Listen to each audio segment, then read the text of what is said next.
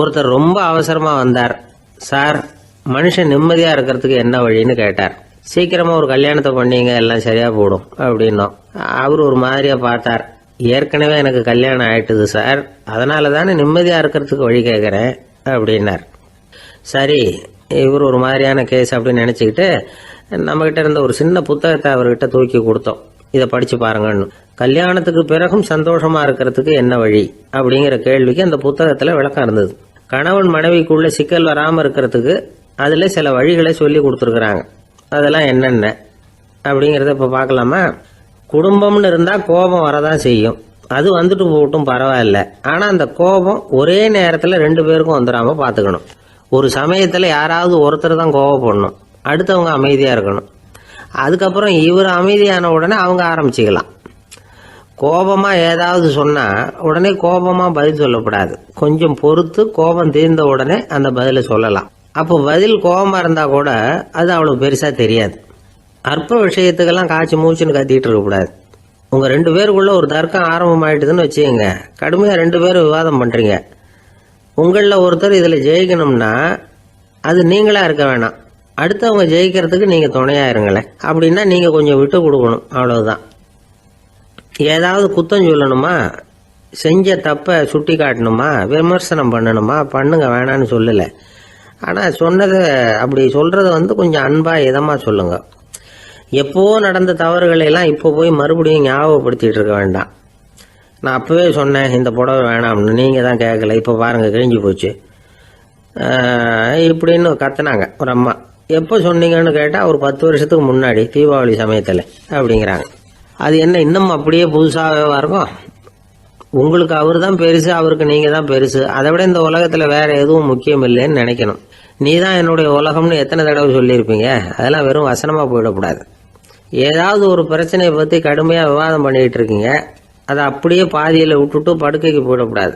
சொச்சத்தை நாளைக்கு பேசிக்கலாம்னு. அப்படி போனா தூக்கம் வராது. பிரச்சனையை ஒரு முடிவு பண்ணிக்கிட்டு அதுக்கப்புறமா தூங்க போகணும். ஒரு நாள்ல ஒரு தடவையாவது உங்க ஜோடியை பாராட்டி நல்ல விதமா கனிவா ஒரு வார்த்தை சொல்லணும் அப்படின்னு தீர்மானம் பண்ணீங்க. ஏதாவது தப்பு பண்ணிவிட்டீங்கன்னா பரவாயில்ல, அதை ஒத்துக்கிறதுக்கும் மன்னிப்பு கேட்கறதுக்கும் தயாரா இருக்கணும். அது ஒன்றும் கேவலம் கிடையாது. வீட்டுக்குள்ள தானே கேட்க போறீங்க, வெளியில யாருக்கு தெரிய போதும்? எப்படியோ உங்களுக்குள்ள ஒரு சமரசம் ஆனா சரிதான். ஒரு தகராறுன்னு எடுத்துக்கிட்டா குறைஞ்சபட்சம் அதுக்கு 2 பேர் தேவை. தனியாவே உட்காந்துக்கிட்டு நான் இப்ப தகராறு பண்ணிட்டு இருக்கிறேன் அப்படின்னு யாரும் சொல்ல முடியாது. 2 பேர் தகராறு பண்றாங்கன்னா பொதுவா அந்த 2 பேர்ல யாரு அதிகமா பேசுறாங்களோ அவங்க பேர்ல தான் தப்பு இருக்கும். அதை மனசுல வச்சுக்கணும். இதெல்லாம் தான் அந்த புத்தகத்துல போட்டிருக்கிற வழிமுறைகள். இவ்வளவும் சரியா வரலன்னா அப்புறமா சொல்லுங்க, வேற புத்தகம் ஏதாவது இருக்கான்னு தேடுவோம். ஒரு கணவன் தன்னுடைய மனைவியை அழைச்சிட்டு ஒரு மனோதத்துவ டாக்டர் கிட்ட வந்தாரா.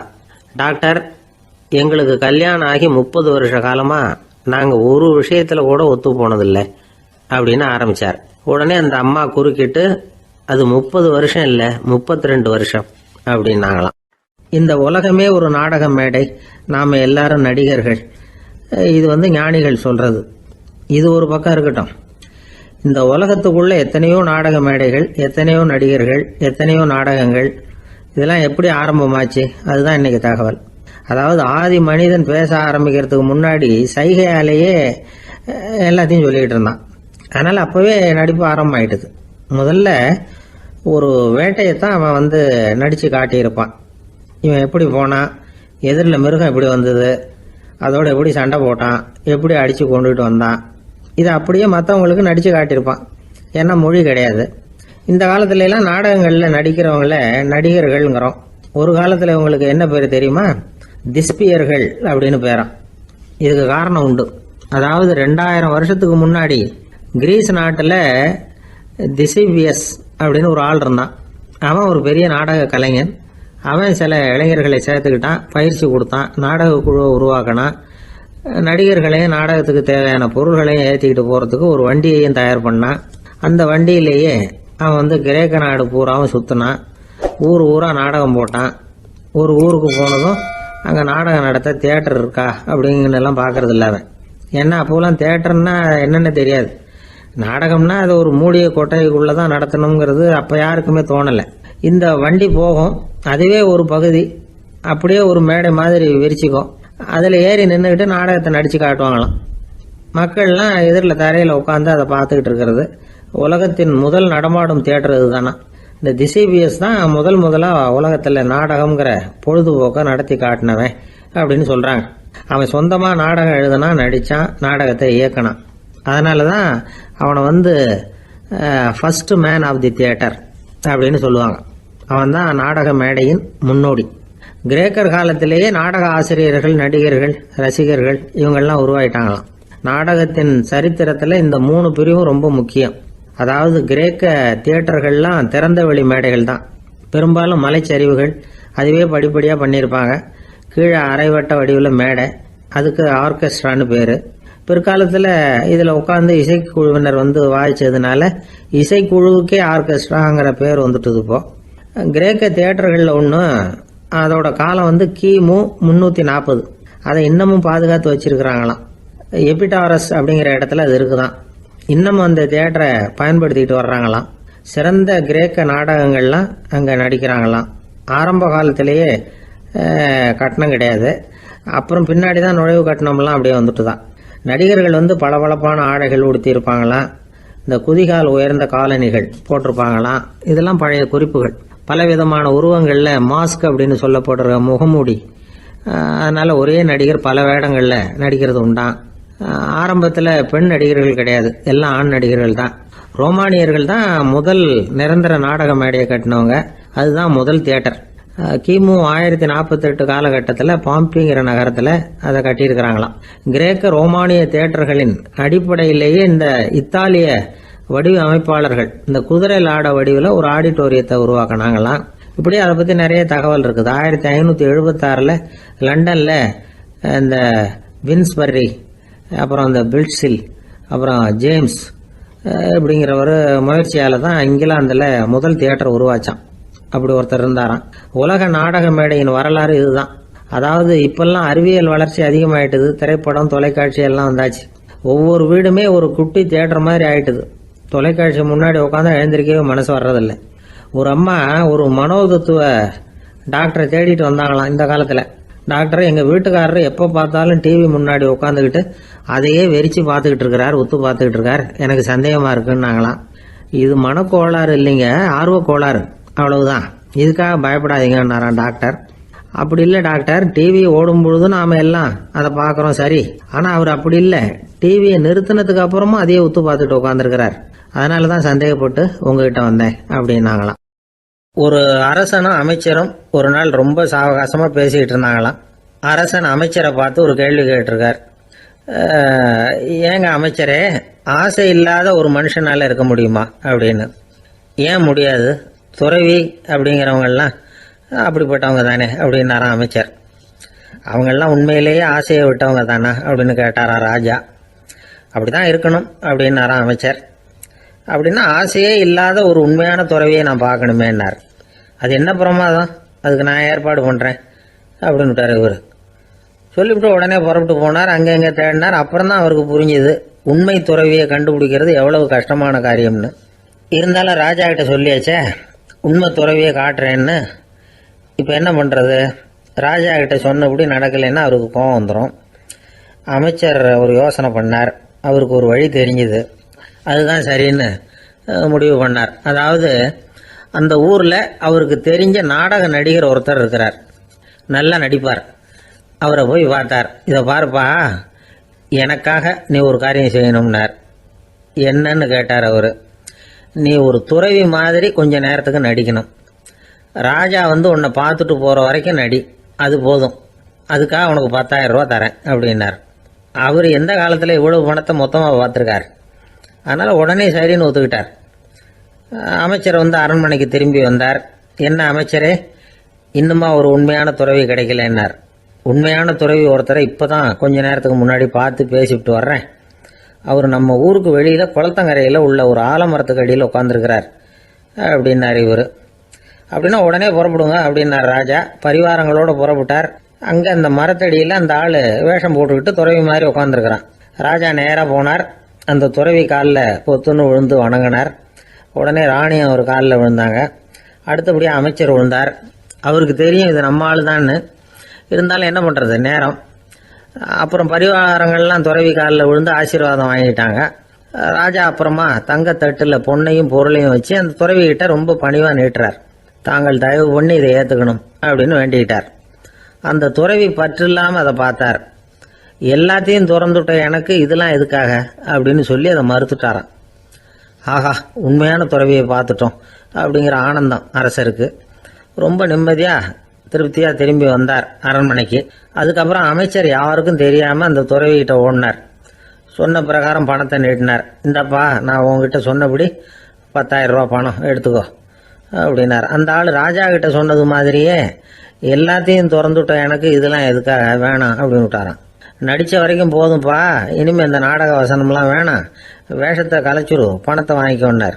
இல்லைங்க, இது வேஷம் இல்லை, இது வசனமும் இல்லை, இது உண்மை.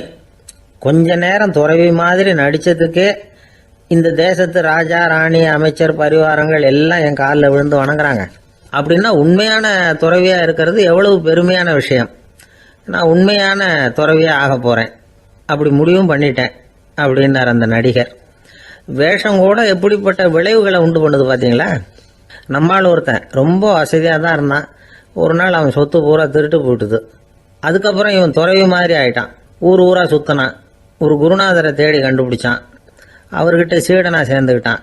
அவனை பார்த்து ஒருத்தர் கேட்டார், நீ உண்மையான சீடன் தானான்னு. இல்லைங்க, சீடன் மாதிரி நடிச்சுக்கிட்டு இருக்கிறேன் அப்படின்னா. அது குரு துரோகம் இல்லையா அப்படின்னு கேட்டார் அவர். இல்லைங்க, நான் பண்ணது குரு துரோகம் இல்லை, என் குரு பண்ணது தான் துரோகம். என்னுடைய பணத்தை கொள்ளையடிச்சது இவர் தான். அதை எங்கே வச்சிருக்காருன்னு கண்டுபிடிக்கிறதுக்காக தான் இவர்கிட்ட வந்து சீடனா சேர்ந்துருக்கிறேன் அப்படின்னானா. அந்த ஆள் என்னை கண்ணா பண்ணான்னு திட்டி விட்டான் சார். அதை நினைச்சா எனக்கு ரொம்ப வருத்தமாக இருக்கு அப்படின்னு சொல்லி கவலைப்பட்டார் ஒருத்தர். இதில் கவலைப்படுறதுக்கு என்ன இருக்குது அப்படின்னார் ஒரு பெரியவர். அவர் ஒரு மகான்.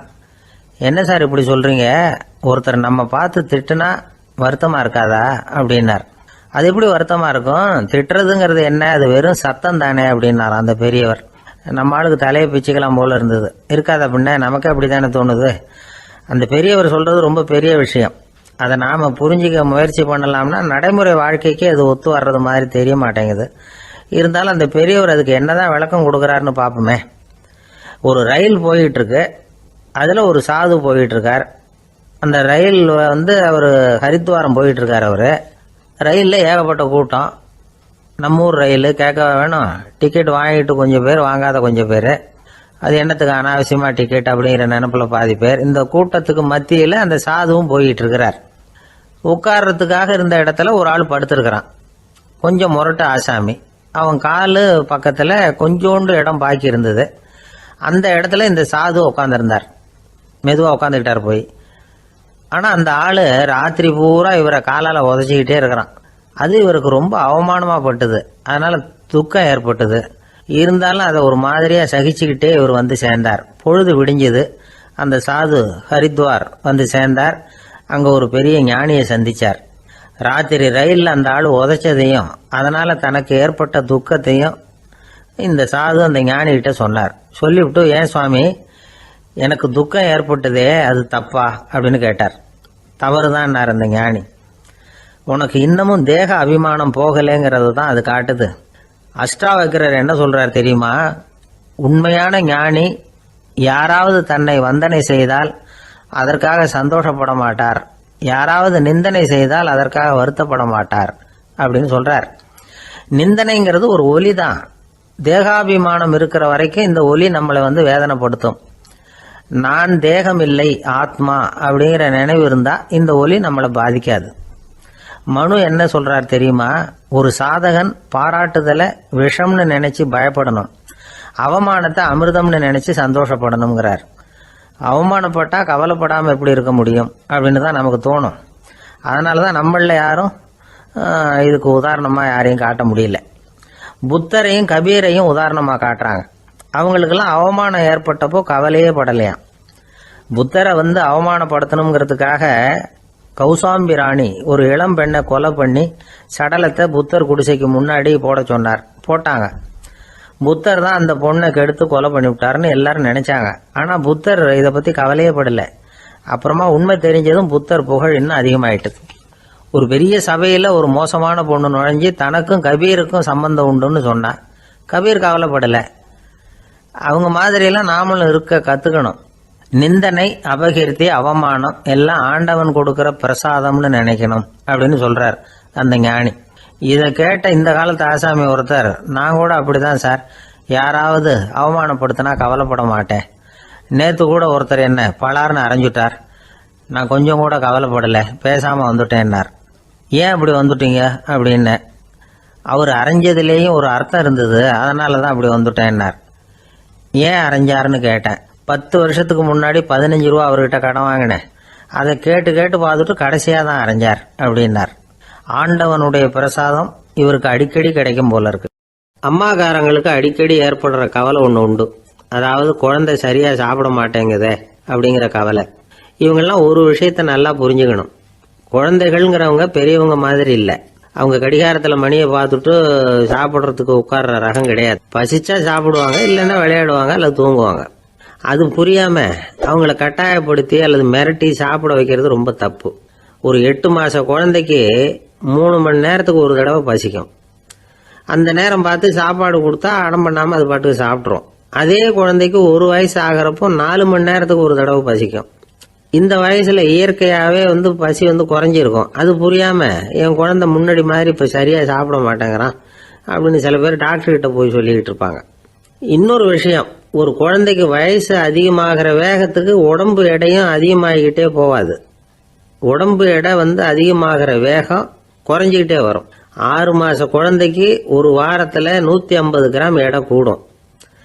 ஒரு வயசுல வாரத்துக்கு 71 கிராம் எடை கூடும். இது புரியாம அதிகமா சாப்பாட்டை கொடுத்து குழந்தைய கஷ்டப்படுத்தக்கூடாது. ஏன்னா அளவுக்கு மீறின உணவு அஜீரணத்தை உண்டு பண்ணிவிடும். குழந்தைக்கு ஒரு தட்டில் கொஞ்சமா ஆகாரத்தை வச்சு கொண்டுகிட்டு போய் கொடுக்கணும். மலை மாதிரி குவிச்சு வச்சா அதை பார்த்ததுமே பசி அடங்கி போயிடும். அடிச்சு மிரட்டி பயமுறுத்தி குழந்தைய சாப்பிட வைக்கிற பழக்கம் இருக்கு பாருங்க, அதுக்கு ஃபுட் ஃபோர்சிங் அப்படின்னு பேரு. இப்படி பண்ணுனா குழந்தைக்கு சாப்பாட்டில் விருப்பம் குறைஞ்சிரும், அதை கண்டாவே வெறுக்க ஆரம்பிச்சிடும். அது மாதிரி உளம் சார்ந்த பசி குறைவு, சைக்கோஜெனிக் அனோரெக்சியா, அது ஏற்படுமா. சாப்பாடுங்கிறதே ஒரு தண்டனை மாதிரி தோணும். குழந்தைகளுக்கு பிடிச்ச மாதிரியான ஆகாரத்தை கொடுக்கணும். சத்து அதிகம் இருக்குங்கிறதுக்காக அதுக்கு பிடிக்காத ஆகாரத்தை கொடுத்து கட்டாயப்படுத்தக்கூடாது. குழந்தைகளுக்கு 2 வயசு ஆகிறப்போ இயற்கையாகவே எதிர்மறை குணம் உண்டாகும். அதாவது அந்த எதிர்மறையா பேசுறது. இது மாதிரி சமயங்களில் நாம் என்ன சொல்கிறோமோ அதுக்கு நேர்மாறாக நடந்துக்கும். ஏட்டிக்கு போட்டி, சாப்பிட சொன்னால் விளையாட போவோம், விளையாட சொன்னால் சாப்பாடு கேட்கும். இதை புரிஞ்சுக்கிட்டு நடந்துக்கணும். குழந்தை சொன்ன பேச்சை கேட்கலேன்னு கோவப்படக்கூடாது. குழந்தை வளர வளர பிடிவாத குணம் வர்றது சகஜம். கேட்டதை வாங்கி கொடுத்தாதான் சாப்பிடுவேன் அப்படின்னு பிடிவாதம் பண்ணும். வாங்கி கொடுத்துடுறது தான் உத்தமம். நீங்களும் அதுகிட்ட பிடிவாதம் பண்ணிட்டு இருக்கக்கூடாது. ஏன்னா கேட்டது கிடைக்கலையேங்கிற ஏமாற்றம் கூட குழந்தையோட பசியை குறைச்சிரும். கேட்டது கிடைச்சிட்டா பசி அதிகமாகும், கொடுத்ததை மளமளன்னு சாப்பிட்றோம். குழந்தைகளுக்கு கண்ட கண்ட நேரத்தில் சாப்பிட்றதுக்கு எதையாவது வாங்கி கொடுத்துக்கிட்டு இருந்தா சாப்பாட்டு நேரத்தில் சாப்பிடாம அடம் பண்ண ஆரம்பிச்சிடும். பள்ளிக்கூடம் போகிற பிள்ளைங்க காலை உணவை சரியாக சாப்பிட மாட்டாங்க. அச்சம், அவசரம், பரபரப்பு இதெல்லாம் தான் காரணம். பள்ளிக்கு புறப்படுறதுக்கு ஒரு 3/4 மணி நேரத்துக்கு முன்னாடியே சாப்பாடு போட்டுருங்க, அது சரியாக போடும். படிக்கிற குழந்தைகள் உடல் சோர்வு, மனச்சோர்வு இது காரணமாக கூட சாப்பிட மறுக்கிறது உண்டு. இப்போ உதாரணமாக சாயந்தரம் விளையாடி விட்டு வீட்டுக்கு வந்ததும் சாப்பிட சொன்னால் வேணாம்பாங்க. இது உடல் சோர்வு. ரொம்ப நேரம் வீட்டு பாடங்களை செஞ்சு முடித்த கையோடு சாப்பிட சொன்னாலும் அவங்களால சரியாக சாப்பிட முடியாது. இது உளச்சோர்வு, அதாவது மனச்சோர்வு. இதை தவிர குழந்தைகளுக்கு உடல் நலக்குறைவு ஏற்பட்டால் கூட சாப்பிட மறுக்கிறது உண்டு. சில மருந்து மாத்திரைகள் கூட பசியை குறைச்சிரும். அதனால் சரியாக தெரிஞ்சுக்கிட்டு குழந்தைகளை சாப்பிட வைக்கணும். அது புரியாமல் கையில் சாப்பாட்டு தட்டை வச்சுக்கிட்டு குழந்தைகளை விரட்டிக்கிட்டு அலையக்கூடாது. ஒரு சின்ன பையன் சொன்னான், எங்கள் அம்மா சாப்பாடு போடுறது தெரிஞ்சா நான் உடனே வீட்டை விட்டு வெளியில் ஓடி போடுவேன் அப்படின்னா. ஏன் அப்படி பண்ணுறேன்னு கேட்டோம். எங்கள் அப்பா கூட அது மாதிரி தான் சார் பண்ணுவார் அப்படிங்கிறான். ஒரு ஊரில் ஒரு ராஜா இருந்தார். பெரிய அரண்மனையில் தான் இருக்கிறார். எல்லா வசதியும் இருந்தது. இருந்தாலும் அவர் எல்லாரும் சொல்கிறது எப்படி தெரியுமா, பிச்சைக்கார ராஜா. அப்படி ஒரு பேர் அவருக்கு நிலைச்சி போச்சு. ஜனங்களும் சரி, மற்ற தேசங்களில் உள்ளவங்களும் சரி, அவர் அந்த பேர் சொல்லியே குறிப்பிடுறது வழக்கமாக போட்டுது. இது அவருக்கு ரொம்ப கவலையாக போச்சு. என்ன இது, நம்மளை தேடி வர்றவங்களுக்கெல்லாம் நாம் சோறு போடுறோம், நம்ம புகழ்ந்து பாடல் ஏற்றி கொண்டு வர்ற புலவர்களுக்கெல்லாம் அவங்க எப்படி வந்தாலும் ஒருவேளை சோறு போடணுங்கிறது உத்தரவு. இவ்வளவுலாம் செஞ்சும் நம்மளை போய் பிச்சைக்கார ராஜான்னு எல்லாரும் சொல்றாங்களே, அது ஏன், எதுக்காக இப்படி சொல்றாங்க? இதுதான் ராஜாவுக்கு குழப்பம். சரி, இதை பத்தி நம்ம அமைச்சர்கள் கிட்ட கேட்கலாமா அப்படின்னு யோசனை பண்ணார். இந்த விஷயத்த போய் அவங்க கிட்ட எப்படி கேட்கறதுன்னு அவருக்கு தயக்கமா இருந்தது. கௌரவ குறைச்சலா தெரிஞ்சுது அவருக்கு. சரி, சாதாரண குடிமக்கள் கிட்ட இதை பத்தி கேட்கலாமா அப்படின்னு யோசனை பண்ணார். கேட்கலாம், ஆனால் அவங்க யாரும் ராஜா முன்னாடி வந்து நின்று தைரியமாக பேசக்கூடிய அளவுக்கு இல்லை. ராஜாவோட குழப்பம் நாளுக்கு நாள் அதிகமாக போச்சு. கடைசியாக அவர் ஒரு முடிவுக்கு வந்தார்.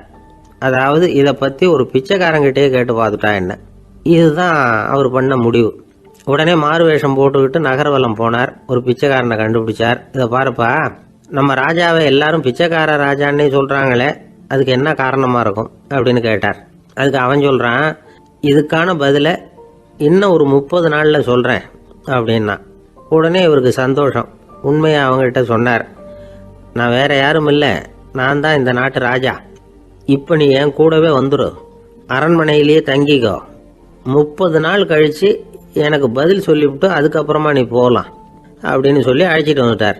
அரண்மனையில் ஒரு மூலையில் அவன் தங்கறதுக்கு இடம் கொடுத்தார். தினம் 2 வேளையும் இவனுக்கு சோறு போடுங்க அப்படின்னு உத்தரவு போட்டார். ராஜா கொடுத்த இடத்துல போய் உக்காந்துக்கிட்டான் அந்த பிச்சைக்காரன். தினமும் அந்த அரண்மனையில் நடக்கிறதையெல்லாம் கவனிச்சுக்கிட்டு வந்தான். வேளைக்கு சாப்பாடு வரும், சாப்பிட்டுக்கிட்டு இருக்கான். இப்படி 30 நாள் முடிஞ்சுது. ராஜா வந்தார். என்ன, என்னோட கேள்விக்கு பதில் என்னன்னு கண்டுபிடிச்சிட்டியான்னார். கண்டுபிடிச்சிட்டேன்னா. என்ன எல்லாரும் பிச்சைக்கார ராஜான்னு சொல்கிறாங்களே, அது நியாயமாக படுதா உனக்குன்னு கேட்டார். நியாயமாக தான் படுது, சந்தேகம் இல்லாமல் நீங்கள் பிச்சைக்கார ராஜா தான். என்னதான் நீங்கள் வசதியோடவும் படைபலத்தோடவும் இருந்தால் கூட நீங்கள் எங்கள் வர்க்கத்தை சேர்ந்த ஆசாமி தான் அப்படின்னு அடித்து சொல்லிவிட்டான் அந்த ஆள். எதனால் அப்படி சொல்கிறேன்னு கேட்டார் இவர். அரசே, ஒரு உண்மையை கண்டுபிடிச்சி சொல்கிறதா நான் உங்ககிட்ட சொன்னேன்.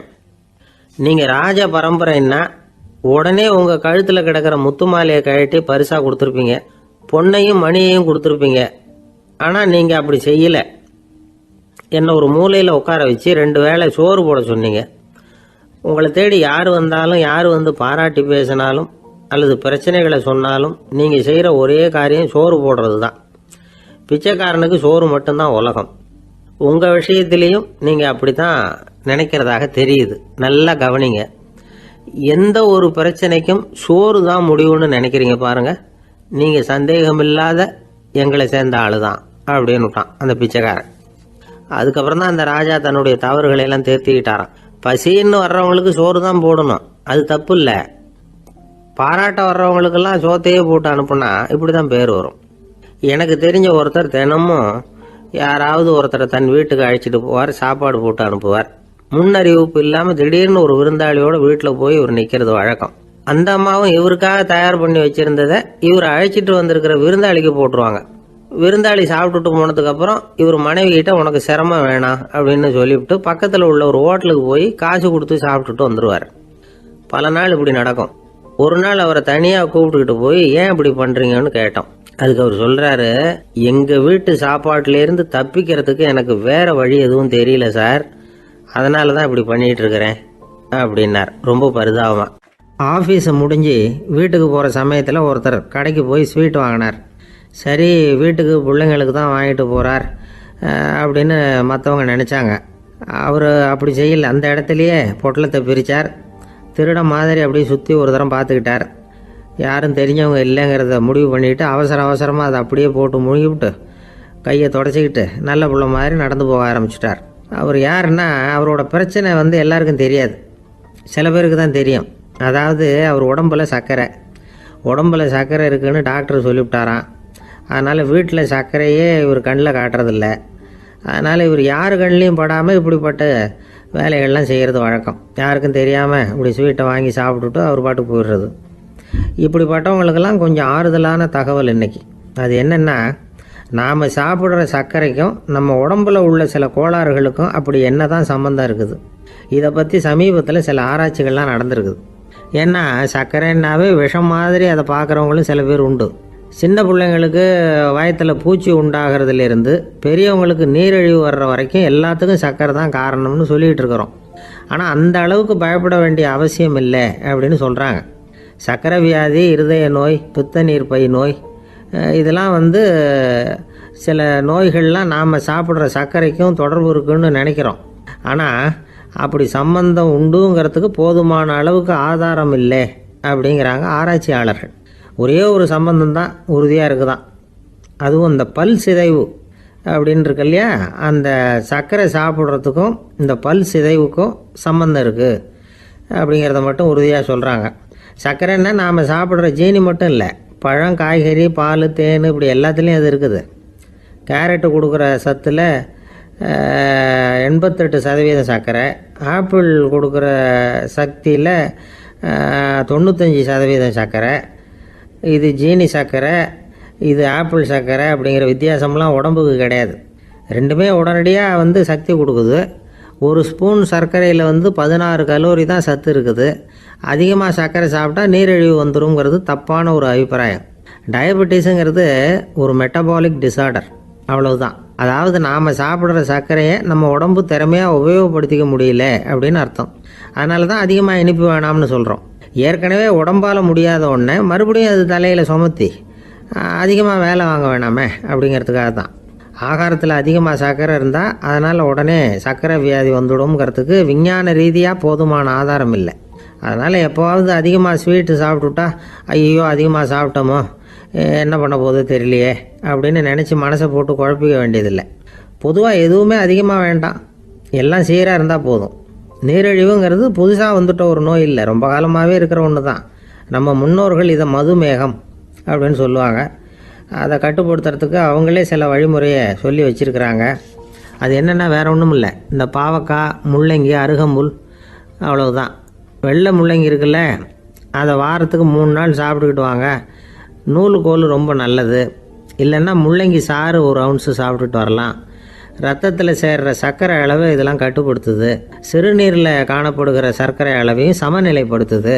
தினமும் ஆகாரத்தில் கோதுமை, கேழ்வரகு, வெந்தயம், கருவேப்பிலை, சோயாபீன்ஸ் எது கிடைக்குதோ சேர்த்துக்கலாம். இப்படிலாம் செஞ்சுக்கிட்டு வந்தால் அப்புறம் வீட்டுக்கு தெரியாமல் கடையில் போய் நின்றுக்கிட்டு ஸ்வீட் வாங்கி திருட்டுத்தனமாக சாப்பிட வேண்டிய அவசியமே உங்களுக்கு வராது. 2 ஆசாமிகள் கடற்கரையில் உட்காந்து சாவகாசமாக பேசிக்கிட்டு இருந்தாங்களாம். ஒருத்தர் சொன்னார், இன்னொருத்தருக்கு தெரியாமல் ஸ்வீட்டு சாப்பிட்றதே எப்பவும் இடைஞ்சல் தான் சார். நேற்றுக்கு பாருங்கள் அப்படி தான் சாப்பிட்டுக்கிட்டு இருந்தேன், வீட்டுக்காரி கண்ணில் போட்டுவிட்டுது, அதுக்கப்புறம் ஒரே ரகலையாக போச்சு அப்படின்னாராம். எனக்கு கூட அப்படி தான் சார் ஆகிட்டுது, ஒரே ரகலை அப்படின்னாராம் இன்னொருத்தர். நீங்கள் சாப்பிட்டதும் உங்கள் வீட்டுக்காரங்க கண்ணில் போட்டுவிட்டுதா சார் அப்படின்னு கேட்டிருக்காரு இவர்.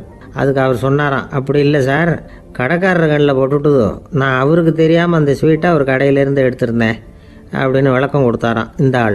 ஒரு மனுஷனுக்கு 3 விதத்தில் கர்வம் உண்டாகிறதுக்கு வாய்ப்பு உண்டு. பணம், பதவி, புகழ். பணம் அதிகமாக வந்தால் கர்வம் வரலாம், பதவி பெருசாக வந்துட்டுதுன்னா கர்வம் வரலாம், புகழ் அதிகமாக போனாலும் கர்வம் வரலாம். இந்த 3 வகையான கர்வத்துக்கும் இடம் கொடுக்காமல் இருக்கிறாங்க பாருங்கள், அவங்க தான் சிறந்த மனிதர்கள். ஒரு பெரிய பொறுப்பில் இருக்கிறவங்களுக்கு கர்வம் வந்துடக்கூடாது. அப்படி வந்துட்டுதுன்னா அது எல்லாருக்கும் இடைஞ்சல். ஒரு ராஜா இருந்தார். அவர் ஒரு நாள் தன்னுடைய தலைநகரத்தை சுற்றி வந்துக்கிட்டு இருந்தார். ஒரு இடத்துல ஒரு அழகான நிலத்தை பார்த்தார்.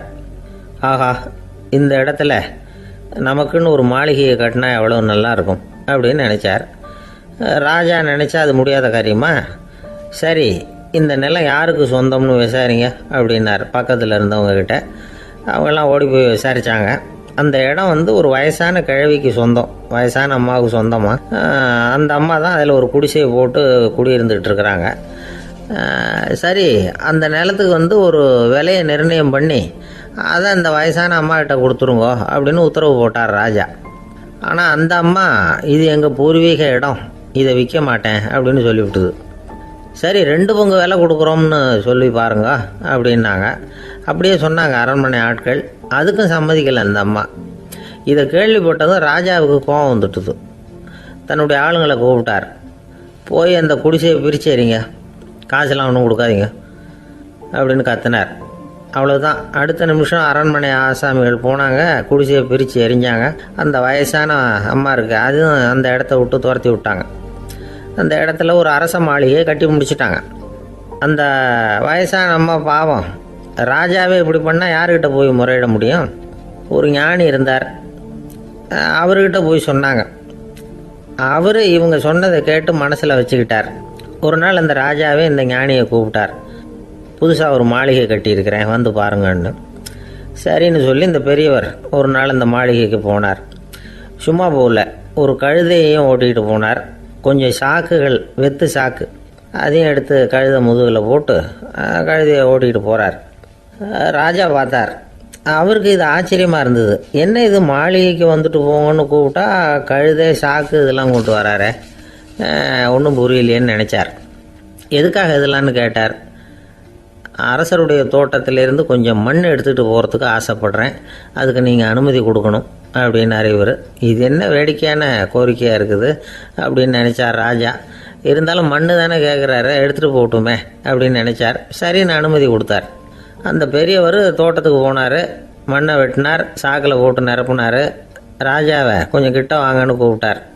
இந்த மண் மூட்டையை தூக்கி கழுதையோட முதுகில் வைக்கணும், கொஞ்சம் உதவி பண்ணுங்கன்னார். ஓ பண்ணுறேனே அப்படின்னு சொல்லி ராஜா கிட்ட போனார். மூட்டையை தூக்கி பார்க்குறாரு, முடியல, திணறி போயிட்டார். இப்போ அந்த ஞானி பேசினாராம். அரசே, இந்த ஒரு சாக்கு மண்ணையே உங்களால் தூக்க முடியல, அந்த கிழவிகிட்ட இருந்து அந்த அக்கிரமமாக அபகரித்த இந்த தோட்டம் பூராவையும் சுமக்கணும்னு ஆசைப்படுறீங்களே, அது உங்களால் முடியுமா அப்படின்னு கேட்டாராம். ராஜா யோசனை பண்ண ஆரம்பித்தார். தன்னுடைய செயலுக்காக வருத்தப்பட்டாராம். அந்த வயசான அம்மாவை உடனடியாக வரவழைச்சார். தாயே, தப்பு பண்ணிட்டேன், என்னை மன்னிச்சுக்குங்க, இன்னையிலேருந்து இந்த மாளிகையும் தோட்டமும் உங்களுக்கு தான் சொந்தம் அப்படின்னு சொல்லிவிட்டாராம். போகிறப்ப இந்த உலகத்திலேருந்து எண்ணத்தை எடுத்துகிட்டு போக போகிறோம், அதனால் ரொம்பவும் அலட்டிக்க வேண்டியதில்லை, கர்வப்பட வேண்டியதில்லை அப்படிங்கிறது ஒரு பெரிய உபதேசம். ஒரு பெரிய மனுஷன் சாக கிடந்தார், ரொம்பவும் அழுதார். ஏன் அழறீங்க அப்படின்னு கேட்டாங்க சுற்றி இருந்தவங்க. நான் சாகிறதுக்காக கவலைப்படலை, நான் நம்ம ஜனங்களுக்காக எவ்வளவோ காரியம்லாம் செஞ்சுக்கிட்டு வந்தேன். நான் செஞ்சுக்கிட்டு வந்த சேவையை இனிமேல் யார் செய்ய போகிறாங்க, அது யாரால முடியும், அதை நினச்சி தான் அழறேன் அப்படின்னாராம். ஒருத்தர் முன்னாடி வந்தார். அதுக்காக நீங்கள் கவலைப்படாதீங்க, உங்கள் சேவையை தொடர்ந்து செய்கிறதுக்கு என்ன மாதிரி இளைஞர் பட்டாளம் தயாராக இருக்குது, இருந்தாலும் எங்கள் கவலை என்னென்னா அப்படின்னு இழுத்தார். என்ன சொல்லுங்கன்னு கேட்டார் அவர். நீங்கள் இது வரைக்கும் என்ன சேவை செஞ்சுக்கிட்டு வந்தீங்க, அதுதான் எங்களுக்கு இன்னமும் புரியாத புதிராக இருக்குது அப்படின்னாராம் அவர். ஒரு நண்பர் அவசரமாக என்கிட்ட ஓடி வந்தார். அப்புறம் சொன்னார், என்னால் நம்பவே முடியல சார், என் பையனா இப்படி அப்படின்னு சொல்லி ஆச்சரியப்பட்டார். உங்கள் பையன் அப்படி என்ன தான் செஞ்சுட்டான் அப்படின்னு கேட்டேன். என்னால் முடியாத ஒரு காரியத்தை அவன் செஞ்சுட்டான் சார் அப்படின்னார். அது என்னன்னு தான் சொல்லுங்களேன். என்ன, 5வது வகுப்பில் அவன் ஒரே தடவையில் தேறிட்டான் சார், அதாவது ஒரே அட்டம்ப்டில் பாஸ் ஆகிருக்கான் அப்படின்னார். மூச்சு வாங்க, கஷ்டப்பட்டு பரீட்சை எழுதுனது அவன், இவருக்கு ஏன் மூச்சு வாங்குது? நம்மால் செய்ய முடியாத ஒரு காரியத்தை இன்னொருத்தர் செய்யும் பொழுது அது நமக்கு ஆச்சரியமாக இருக்குது. சர்க்கஸ் பார்க்குறோம், ஒருத்தர் அந்த இடத்துல தொங்குறார், அது நமக்கு ஆச்சரியம், ஏன்னா அது நம்மால் முடியாத காரியம். நம்மால் முடியாத ஒன்றை அடுத்தவர் எளிதாக செய்யும் பொழுது நாம் மருள்வது இயற்கை. இதை தான் தொல்காப்பியம் மருட்கை அப்படின்னு சொல்லுது. இந்த வியப்பு இருக்குதே, இது 4 வகையில் ஏற்படுறதாக தொல்காப்பியம் சொல்லுது. அது என்ன 4 வகை? முதல் வகை எப்படின்னா, புதுமையான அரிய செயல்களை செய்கிறது. 2வது வகை என்னென்னா பெரும் செயல்களை செய்கிறது. 3வது வகை என்னென்னா மிக நுட்பமான செயல்களை செய்கிறது. 4வது வகை என்னென்னா ஆக்கம் தரும் செயல்களை செய்கிறது. புதுமை, பெருமை, சிறுமை, ஆக்கமோடு மதினம் சாலா மருட்கை 4 அப்படிங்கிறது தொல்காப்பியம். இன்றைக்கி விஞ்ஞானம் புதுசு புதுசாக எதையோ கண்டுபிடிக்குது. ஆரம்பத்தில் அது ஆச்சரியமாக இருக்குது, அப்புறம் அது நமக்கு பழகி போடுது. வானொலி பெட்டி புதுசாக வந்தப்போ ஒரு பெட்டி பேசுதுங்கிறது எவ்வளோ பெரிய ஆச்சரியம். இப்போ யாரும் அதை ஆச்சரியமாக பார்க்குறதில்ல. மதினம் சாலா மருட்கை அப்படின்னு ஒரு சொற்றொடர் வருது பாருங்க, அதில் கருத்தாழம் உண்டு. எதை பற்றியும் போதுமான அளவு புரிந்து கொள்ளாத போது ஒருத்தர் ஆச்சரியப்படுறார். புரிந்து கொண்ட பிறகு ஆச்சரியம் மறைஞ்சு போடுது. மிக நுட்பமான செயல்களும் நம்ம ஆச்சரியப்பட வைக்கும். ஒரு அரிசியில் ஒரு திருக்குறளை எழுதி காட்டுறாங்க, ஒரு முட்டை ஓட்டுக்குள்ளே ஓவியம் தீட்டி காட்டுறாங்க. கருங்கல் சிற்பங்களில் எவ்வளவு நுட்பமான வேலைப்பாடுகளை எல்லாம் பார்த்து ஆச்சரியப்படுறோம். இது மாதிரி ஆக்கப்பூர்வமான அரிய செயல்களை செய்கிறது கூட வியப்பை உண்டு பண்ணும். குப்பை கூலங்களை கூட வாழ்க்கைக்கு பயன்படுகிற பொருளாக மாற்றுகிறவர்கள் இருக்காங்க, அவர்களுடைய செயல் வியப்பு அளிக்குது. இடைக்காட்டு சித்தர் பாடின 30 நூலில் வர்ற ஒரு பாடல், ஆற்றல் பிறர் அறிதலின் அகம் கிளர்வு உறுதலின் கற்று அறி பாணர் கழுமிய கோடலின் தோற்றம் உருகவே போற்றல் சால் வியப்பே. ஒருத்தருடைய ஆற்றல் தெரியாமல் இருந்தது, அவருடைய அரிய செயலை பார்க்கும் பொழுது வியப்பாக இருந்தது, மனசுக்குள்ள கிளர்ச்சி. பாவலர்கள் இவர்களுடைய புகழை பாடி மற்றவர்களும் தெரிந்து கொள்ளுமாறு செய்கிறார்கள் அப்படிங்கிறது தான் ஒரு யதார்த்தமான உண்மை. ஆக எல்லா வகையிலும் மக்கள் தங்களுடைய வாழ்க்கையில் முன்னேறுவதற்கான வழிகாட்டுகிற ஒரு மெய்ப்பாடு தான் வியப்புங்கிறது. இந்த காலத்தில் நம்ம எப்படியெல்லாம் ஆச்சரியப்பட வைக்கிறாங்க. ஒரு ஆளை பிடிச்சி ஜெயிலில் கொண்டு வந்தாங்க. ஜெயில் அதிகாரி அவனை ரொம்ப ஆச்சரியமாக பார்த்தாரான். இவன் கேட்டான், ஏன் சார் அப்படி பார்க்குறீங்க, நான் இப்போ இங்கே வர்றது உங்களுக்கு ஆச்சரியமாக இருக்குதா அப்படின்னு கேட்டிருக்கான். இதுக்கு ஜெயில் அதிகாரி சொல்லியிருக்கார், நீ இப்போ இங்கே வந்ததில் எனக்கு ஒன்றும் ஆச்சரியம் இல்லைப்பா, ஏற்கனவே நீ இங்கேருந்து விடுதலையாகி போய் 6 மாதம் ஆச்சு, இவ்வளவு லேட்டாக வர்றியே அதுதான் எனக்கு ஆச்சரியமாக இருக்குது அப்படின்னாராம். ஒரு அம்மா தெருவில் உட்காந்து என்னத்தையோ தேடிட்டு இருக்கிறாங்க. அந்த அம்மா ஒரு சுஃபி ஞானி. அவங்க பேர் என்னென்னா ரபியா அல் அடாவியா. அந்த அம்மாவுக்கு கண் கூட தெளிவாக தெரியாது. அந்த பக்கமாக வந்த சில பேர் இவங்களுக்கு உதவி செய்கிறதுக்காக வந்தாங்க. என்ன தேடிட்டு இருக்கிறீங்க அப்படின்னு கேட்டாங்க. இதுக்கு அந்த அம்மா, அந்த கேள்வி அவ்வளோ முக்கியத்துவம் இல்லை, நான் தேடிட்டு இருக்கிறேன், உங்களால் முடிஞ்சால் எனக்கு உதவி பண்ணலாம் அப்படின்னாங்களாம். உதவி செய்ய வந்தவங்களுக்கு ஆச்சரியம். எதை தேடுறோங்கிறது தெரியாமல் இப்படி ஏன் நேரத்தை செலவழிக்கிறீங்க, நாங்கள் எப்படி உங்களுக்கு உதவ முடியும், எங்களுக்கு ஒன்றும் புரியலையே அப்படின்ட்டுருக்காங்க. சரி, உங்களை திருப்தி பண்ணுறதுக்காக சொல்கிறேன், ஒரு குண்டூசி தொலைஞ்சி போச்சு, அதை தேடுறேன் அப்படின்னாங்களாம் அந்த அம்மா. அதுக்கப்புறம் இவங்களும் சேர்ந்து தேட ஆரம்பிச்சிட்டாங்க. கொஞ்ச நேரம் ஆச்சு, ஒன்றும் கிடைக்கல. உதவி செய்ய வந்தவங்களும் அழுத்து போட்டாங்க. அப்புறம் கேட்டாங்க, இதை பாருங்கம்மா, இது ரொம்பவும் பெரிய தெரு, அகலமான தெரு, அதனால் குறிப்பாக நீங்கள் எந்த இடத்துல அந்த குண்டூசியை தொலைச்சிங்க அதை சொல்ல முடியுமான்னாங்களாம். இதுக்கு அந்த அம்மா, நீங்கள் மறுபடியும் அர்த்தமில்லாத கேள்வியை கேட்குறீங்க, உங்கள் கேள்விக்கும் நான் தேடுறதுக்கும் என்ன சம்மந்தம்னாங்களாம். இதை கேட்டதும் அவங்க ஒரு மாதிரி ஆயிட்டாங்க. என்னம்மா நீங்கள் பைத்தியம் மாதிரி பேசுகிறீங்க அப்படின்னாங்களாம். சரி, உங்களை மறுபடியும் திருப்திப்படுத்துறதுக்காக சொல்கிறேன், அதை நான் எங்கள் வீட்டில் தொலைச்சிட்டேன் அப்படின்னாங்களாம். அப்புறம் எதுக்காக இங்கே தேடிட்டு இருக்கிறீங்க அப்படின்னு கேட்டிருக்காங்க. ஏன்னா இங்கே தான் வெளிச்சம் அதிகமாக இருக்குது, அங்கே வீட்டுக்குள்ளே இருட்டாக இருக்குது, அதனால் இங்கே தேடுறேன், வெளிச்சம் உள்ள இடத்துல தானே தேட முடியும் அப்படின்னாங்களாம் அந்த ஞானி. இந்த கதைக்கு என்ன அர்த்தங்கிறத பெரியவங்க சொல்கிறாங்க. அதாவது இந்த தேடுதல்ங்கிறது ஒரு வியாதி. அது நம்ம சதா அலைய வைக்கும், பைத்தியமாக மாற்றுறதுக்கு முயற்சி பண்ணோம். ஒரு காலம் அது நிறைவு அடையவே அடையாது. வாழ்வுங்கிறது ஒரு புரிந்து கொள்ள முடியாத சதா இயங்கி கொண்டிருக்கிற ஒரு செயல். அதுக்கு ஆரம்பமும் இல்லை, முடிவும் கிடையாது. எதையோ தேடணும் அப்படிங்கிற உந்துதல் நமக்குள்ளே இருக்கும், ஆனால் குறிப்பாக எதை தேடிட்டு இருக்கிறோம் அப்படிங்கிறது புரியாது. அப்படி ஏதாவது ஒன்றை தேடி அடைஞ்சிடுறோம்னு வச்சுக்கோங்க, உடனே ஒரு அதிருப்தி வந்துடும். அதனால் வாழ்க்கைங்கிறது சலிப்பு நிறைந்தது அப்படிங்கிற எண்ணத்தை உண்டாக்கிக்கிறோம். ஒன்று அடைஞ்சதுக்கு அப்புறம் இன்னொன்று தேட ஆரம்பிச்சிருவோம். ஆக இந்த தேடல்ங்கிறது நாம் ஒன்று அடைஞ்சாலும் அடையாவிட்டாலும் தொடர்ந்து நடந்துக்கிட்டு தான் இருக்கும். இதுக்கு முடிவே கிடையாது. இந்த உண்மையை நாம் நல்லா புரிஞ்சுக்கணும் அப்படிங்கிறது பெரியவங்களுடைய கருத்து. ஏழையும் தேடுறான், பணக்காரனும் தேடுறான், நோயாளியும் தேடுறான், நோய் இல்லாதவனும் தேடுறான், அதிகாரம் உள்ளவனும் தேடுறான், அதிகாரம் இல்லாதவனும் தேடுறான், முட்டாளும் தேடுறான், அறிவாளியும் தேடுறான். ஆனால் யாரும் இதை தான் தேடி சாதிக்க போகிறோம், இதுதான் முடிவு அப்படின்னு திட்டவட்டமாக சொன்னதில்லை. ஒன்று அடைஞ்சதும் இன்னொன்று தேட ஆரம்பிச்சிடுறாங்க, அவ்வளோதான். அதாவது உங்களின் தேடுபவர் உங்கள் உள்ளே தான் இருக்கிறார், அவரை தேடி கண்டுபிடியுங்கள்.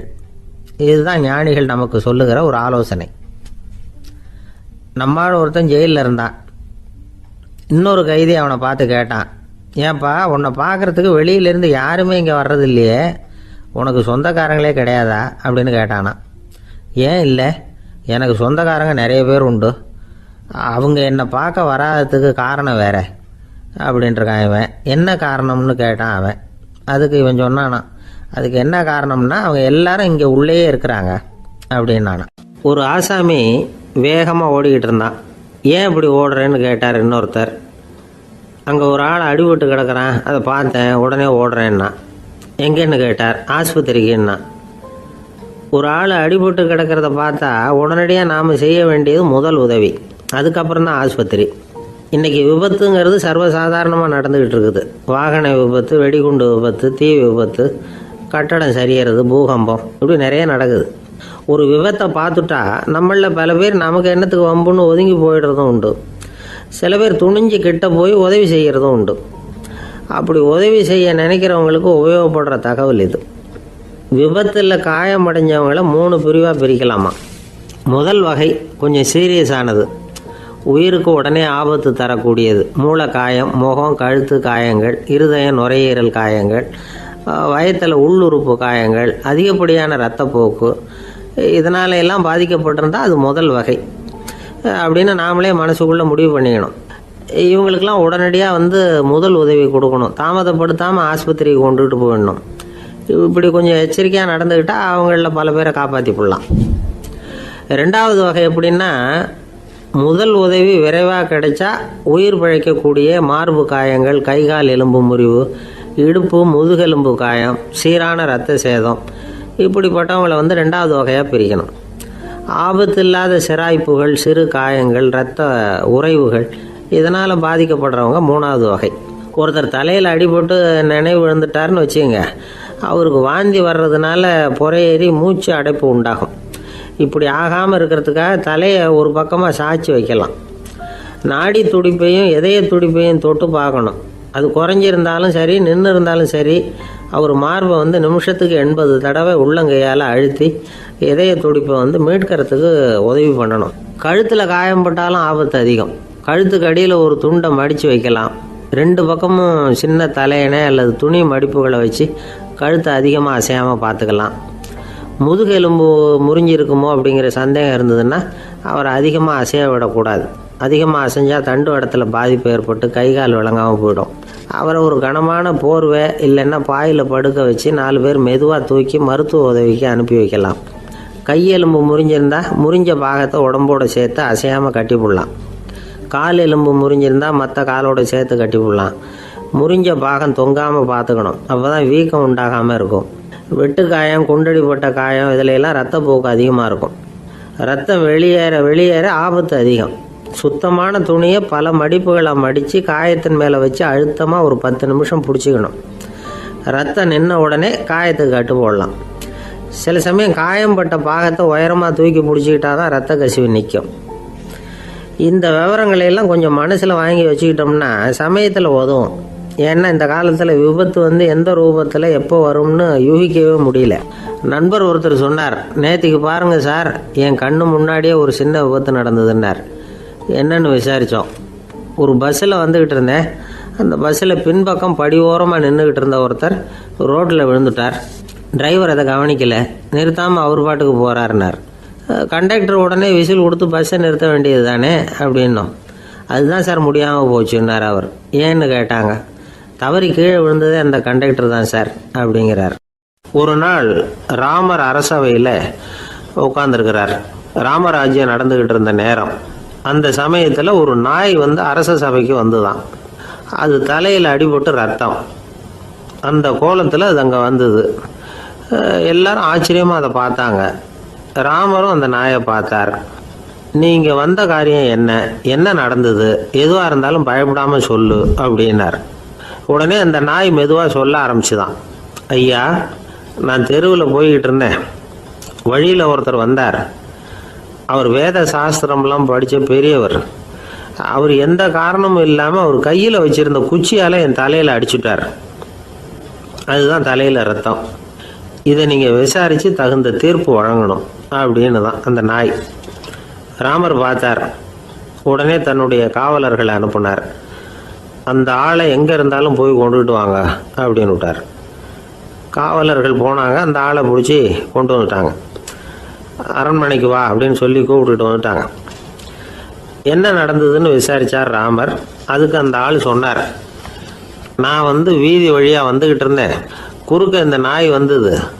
நான் அவசரமாக போய்கிட்டு இருந்தேன். இது எனக்கு வழி விடாமல் குறுக்க பூந்து இடைஞ்சல் பண்ணிச்சு. எனக்கு கோபம் வந்துட்டுது. அதனால் அடிச்சுட்டேன். வேத சாஸ்திரம் படித்த நான் என் வசம் இழந்து கோபப்பட்டது பெரிய தப்பு தான். அதை நான் ஒத்துக்கிறேன். குற்றத்தை ஒப்புக்கொள்கிறேன், எனக்கு என்ன தண்டனை கொடுக்கணுமோ அதை கொடுங்க, ஏற்றுக்கிறேன் அப்படின்னு விட்டார். சரி, இப்போ அந்த ஆளுக்கு தண்டனை கொடுக்கணும். என்ன தண்டனை கொடுக்கறது யோசனை பண்ணார் ராமர். அதையும் அந்த நாய்கிட்டே கேட்டார். நீயே சொல்லு, என்ன தண்டனை கொடுக்கலாம் இவருக்கு அப்படின்னார். இதுக்கு அந்த நாய் என்ன சொல்லிச்சு தெரியுமா? இவரை ஏதாவது ஒரு கோயிலுக்கு தர்மகர்த்தாவாக நியமனம் பண்ணி விடுங்க, அதுதான் இவருக்கு சரியான தண்டனை அப்படின்னுது. இதை கேட்டதும் ராமர் முகத்தில் புன்னகை. ஆனால் அங்கே இருந்த மற்றவங்களுக்கெல்லாம் ஆச்சரியம். அது எப்படி, தப்பு செஞ்சவங்களுக்கு தண்டனை கொடுக்கறது தானே நியாயம், அதை விட்டுட்டு தர்மகர்த்தா பதவியை கொடுக்க சொல்லுது இந்த நாய் அப்படிங்கிற ஆச்சரியம். இந்த சந்தேகத்தை அந்த நாய்கிட்டேயே கேட்டாங்க அங்கே இருந்தவங்க. இதுக்கு அந்த நாய் பதில் சொல்லிச்சான். நான் போன பிறவியில் ஒரு கோயிலுக்கு தர்மகர்த்தாவாக இருந்தேன். எவ்வளவோ கவனமாக எச்சரிக்கையாக தான் என்னுடைய கடமைகளை எல்லாம் செஞ்சுக்கிட்டு வந்தேன். அப்படி இருந்தாலும் சில சமயங்களில் என்னையும் மீறி கோயில் செல்வத்தை நான் அனுபவிக்கிறதுக்கு காரணம் ஆயிட்டேன். ஒரு கோவிலுக்கு தர்மகர்த்தாவாக இருக்கிறவங்க எப்படியும் இந்த பாவத்திலேருந்து தப்பிக்கிறது கஷ்டம். அதனால தான் நான் இந்த பிறவியில் நாயாக பிறந்து இப்படி கஷ்டப்படுறேன். இதே நிலைமை இந்த ஆளுக்கும் ஏற்படணும் அப்படிங்கிறதுக்காக தான் அவரையும் ஒரு கோயிலுக்கு தர்மகர்த்தாவை நியமிக்கும்படி கேட்டுக்கிட்டேன் அப்படின்னு தான் இந்த நாய். இதிலேருந்து என்ன தெரியுது? எந்த பதவியில் நாம் இருந்தாலும் நமக்கு தெரியாமல் கூட அதை தவறாக உபயோகப்படுத்தக்கூடாதுங்கிறத இதிலேருந்து புரிஞ்சுக்கணும். இல்லைன்னா அடுத்த பிறவியில் நாயாக பிறந்து எங்கேயாவது போய் வாழை ஆட்டிட்டு நிற்க வேண்டியது தான். கோவில் வாசலில் 2 நாய் பேசிக்கிட்டு இருந்து தான், போன ஜென்மத்தில் நான் மனுஷனாக தான் இருந்தேன். ஒரு கோவில் பூசாரி பேச்சை கேட்டுவிட்டு அவரோட கூட்டு சேர்ந்துக்கிட்டு ஆண்டவன் போட்டிருந்த நகையெல்லாம் அபகரித்து என்கிட்ட கொடுத்தாரு அவர். நான் எடுத்துகிட்டு வந்துட்டேன். திருடினது அந்த ஆள் தான், எடுத்துக்கிட்டு வந்தது தான் நான். இருந்தாலும் நான் மட்டும் நாயாக பிறந்துட்டேன். இப்போ மட்டும் அந்த பூசாரி என்கிட்ட மாட்டினா கடித்து குதறி விடுவேன் அப்படின்னு தான். அவசரப்பட்டு அப்படி செஞ்சுடாதே, பதிலுக்கு அவரும் உன்னை திருப்பி கடித்தாலும் கடிச்சிருவார். ஏன்னா அவரும் இப்போ ஒரு நாயாக தான் பிறந்திருக்கிறார் அப்படின்னு தான். இன்னொன்று, அது எப்படி உனக்கு தெரியும்னு தான். இது நான் தானே அது அப்படின்னு தான் அந்த நாய். இந்த காலத்து புள்ள ஒருத்தன் தன்னோட அப்பாவை பார்த்து சொன்னான், அப்பா நான் உனக்கு உதவி செய்யலாம்னு நினைக்கிறேன், என்ன உதவி செய்யணும்னு சொல்லு அப்படின்னா. நீ சும்மா இருந்தால் அதுவே எனக்கு செய்கிற பெரிய உதவிடா அப்படின்னார் அப்பா. சும்மா இருக்கிறதும் ஒரு உதவி தான், அது மாதிரி மௌனமும் ஒரு சமூக சேவை தான் அப்படிங்கிறார் காஞ்சி பெரியவர். நமக்கு 5 புலன்கள் இருக்குது, மெய், வாய், கண், மூக்கு, செவி. இந்த 5லேயும் அதிகப்படியான வேலை எதுக்குன்னு நினைக்கிறீங்க? வாய்க்கு தான். ஏன்னா அதுக்கு 2 வேலை. இப்போ கண்ணுக்கு பார்க்குறது மட்டும்தான் வேலை, காதுக்கு கேட்குறது மட்டும்தான் வேலை, மூக்குக்கு வாசனை அறியறது தான் வேலை, உடம்புக்கு உணர்றது மட்டும்தான் வேலை. ஆனால் வாய் அப்படி இல்லை, அதுக்கு 2 வேலை. சாப்பிட்றதும் அதுதான், பேசுகிறதும் அதுதான். அதாவது வாய் ஒன்று தான் கர்மேந்திரியமாகவும் இருக்குது, ஞானேந்திரியமாகவும் இருக்குது அப்படின்னு சொல்லுவாங்க. சாப்பாட்டில் உட்காந்தா எந்தெந்த ஆகாரம் என்னென்ன ருசின்னு அறிவிக்கிற வேலையும் செய்யுது. சபையில் உட்காந்தா பாடுறது, பேசுறது, சிரிக்கிறது, இது மாதிரியான வேலையும் செய்யுது. இன்னொரு வித்தியாசம், கண்ணு, காது, மூக்கெல்லாம் ஸ்ட்ரெயின் பண்ணிக்கிட்டு வேலை செய்கிறதில்ல. ஒரு ரோஜா பூவை பார்த்தா உடனே மூக்கு அப்படியும் இப்படியும் அசைய ஆரம்பிக்கிறதில்ல. ஒரு சங்கீதத்தை கேட்ட உடனே காது ஆட ஆரம்பிக்காது. ஆனால் வாய் அப்படி இல்லை, அது பேசினாலும் சரி சாப்பிட்டாலும் சரி அசைஞ்சு தான் ஆகணும். ஆக மற்றதை விட வாய்க்கு வேலை ஜாஸ்தின்னு தெரியுது. சாப்பிட்றது, பேசுறது அப்படின்னு 2 காரியம் அதுக்கு.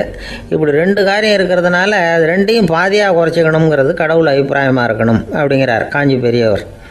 ஆனால் இப்போ நாம் அப்படியா நடந்துக்கிறோம்? அதுக்கு நேர்மாறாக நடந்துக்கிறோம். நாம் சாப்பிட்றதும் அதிகம், பேசுகிறதும் அதிகம், 2 வேலையையும் தேவைக்கு அதிகமாகவே செய்கிறோம். வாய் தான் ரொம்ப ஓவர் ஒர்க்குடு. அதுக்கு ஓய்வு கொடுத்தா உடம்பும் நல்லாயிருக்கும், உலகமும் நல்லாயிருக்கும். மௌன விரதம் இருக்கிறதெல்லாம் எதுக்காக நினைக்கிறீங்க? இதுக்காக தான். இந்த காலத்தில் மௌனமாக இருக்கிறவங்கெல்லாம் மகத்தான தொண்டு செய்கிறாங்க அப்படின்னு தான் சொல்லணும். சத்தம் அதிகமாக போய் தான் சவுண்டு பொல்யூஷன் வருது. அது மட்டும் இல்லை, மௌனமாக இருந்தால் சண்டை சச்சரவே வராது. மௌனம் கலக நாஸ்தி. ஆக இதுவும் ஒரு சமூக சேவை தான். நமக்கு தான் வாய் இருக்குதுங்கிறதுக்காக வசமாக சாப்பிட்றதும் தப்பு, வளவளன்னு பேசுகிறதும் தப்பு. ஒரு கருத்தை சொல்கிறதுக்கு ஒரே ஒரு சொல்லு போதும் அப்படின்னு இருக்கும்பொழுது 2 சொற்களை செலவு பண்ணாதே. எவ்வளவு சொன்னாலும் அதனால் ஒரு பயனும் விளையாது அப்படின்னு தெரிய வருமே. ஆனால் அந்த ஒரு சொல்லையும் விரயம் பண்ணாதே அப்படிங்கிறார். ஒரு அறிஞர். எல்லா குணங்கள்லேயும் மௌனம்தான் சிறந்தது அப்படிங்கிறார் ஒருத்தர். மௌனமாக இருக்கிறது மூலமாக மற்றவர்கள் குறைகளை நம்மளால் தெரிஞ்சுக்க முடியும். அதே சமயத்தில் நம்மக்கிட்ட இருக்கிற குறைகளை மற்றவங்களுக்கு தெரியாமல் மறைச்சிக்கவும் முடியுங்கிறார் அவர். உண்மைதானே? ஒரு பெரிய மேடை பேச்சாளர், பொது வாழ்க்கையில் 25 வருஷ காலமாக ஈடுபட்டிருக்கிறவர். அவர் மனைவி ஒரு நாள் சொன்னாங்க, எங்கள் வீட்டுக்காரர் 25 வருஷ காலமாக பொது வாழ்வில் ஈடுபட்டிருந்தா கூட இந்த மாதம் 10ஆம் தேதியிலேருந்து தான் மக்களுக்கு சேவை செய்ய ஆரம்பிச்சிருக்கார் அப்படின்னு நாங்கள் ரொம்ப பெருமையாக. 10ஆம் தேதிக்கு அப்படி என்ன விசேஷம் அப்படின்னு கேட்டோம். அன்னையிலேருந்து தான் அவர் மேடையில் பேசுகிறத நிறுத்தினார் அப்படின்னாங்க அந்த அம்மா. நம்மக்கிட்ட ஒருத்தன் தப்பாக நடந்துக்கிட்டானா உடனே நாம் என்ன செய்வோம்? கையை ஓங்கிட்டு அவனை அடிக்க போவோம். நாம் அவங்ககிட்ட அவனை விட ஒருபடி மேலாக தப்பாக நடந்துக்குவோம். ஆனால் பெரியவங்கள்லாம் அப்படி நடந்துக்கிறது இல்லை. இன்னா செய்தாரை ஒருத்தல் அவர் நாண நன்னயம் செய்து விடல் அப்படின்னு வள்ளுவர் சொல்லியிருக்கார் இல்லையா? அதுக்கு தகுந்த மாதிரி நடந்துக்குவாங்க. பாயசித் விஸ்தாமிங்கிறவர் ஒரு பெரிய ஞானி. அவர் ஒரு நாள் ராத்திரி ரொம்ப நேரம் மசூதியில் இருந்துட்டு வீட்டுக்கு திரும்பி வந்துகிட்டு இருக்கிறார். வழியில் ஒரு குடிகாரன், அவன் கையில் ஒரு இசைக்கருவி, அதை கண்ணா பின்னான்னு மீட்டிக்கிட்டு வாய்க்கு வந்தபடி என்னத்தையோ பாட்டுன்னு நினச்சிக்கிட்டு பாடிக்கிட்டு அவன் பாட்டுக்கு கிடக்கிறான் வழியில். அதோடு இருந்தாலும் பரவாயில்ல, அந்த பக்கமாக வழியில் போகிறவங்க வர்றவங்களையெல்லாம் பார்த்து கண்ணா பின்னான்னு திட்டிகிட்டு இருக்கிறான், ரொம்ப வளர்க்குறான். பாயசித் பிஸ்தாமிங்கிற அந்த பெரியவர் அந்த வழியாக போகிறார். அவனை பார்க்குறார். அவனுடைய நிலைமையை பார்த்துட்டு பரிதாபப்படுறார். ஏன்பா இது மாதிரிலாம் நடந்துக்கிற, இப்படி நடக்கலாமா அப்படின்னு ஏதோ கொஞ்சம் புத்திமதி சொல்கிறதுக்கு ஆரம்பித்தார். அவனுக்கு கோபம் வந்துட்டுது. கையில் வச்சிருந்த வாத்திய கருவி அதால் ஓங்கி அந்த பெரியவர் தலையில் ஒரு அடி கொடுத்தான். ரத்த காயம் ஏற்பட்டு போச்சு. அவன் கையில் இருந்த இசைக்கருவியும் அடித்த வேகத்தில் 2ஆக உடஞ்சி போச்சு. அவ்வளோ வேகமாக அடிச்சிருக்கான். இவ்வளவு தூரத்துக்கு நடந்து போச்சுல்ல, அந்த மாபெரும் ஞானி வாயை திறந்து ஒரு வார்த்தை கூட பேசலை.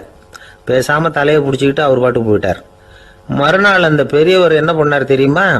கொஞ்சம் இனிப்பு பண்டங்கள், கொஞ்சம் பணம், இது 2ஐயும் ஒரு ஆள் மூலமாக அனுப்பி வச்சார் அந்த குடிகாரனுக்கு. அவனுக்கு ஒன்றும் புரியல. என்ன விவரம்னு விசாரித்தான். வந்த ஆள் ஒரு கடுதாசியை நீட்டினான். அதில் விவரம் இருந்தது.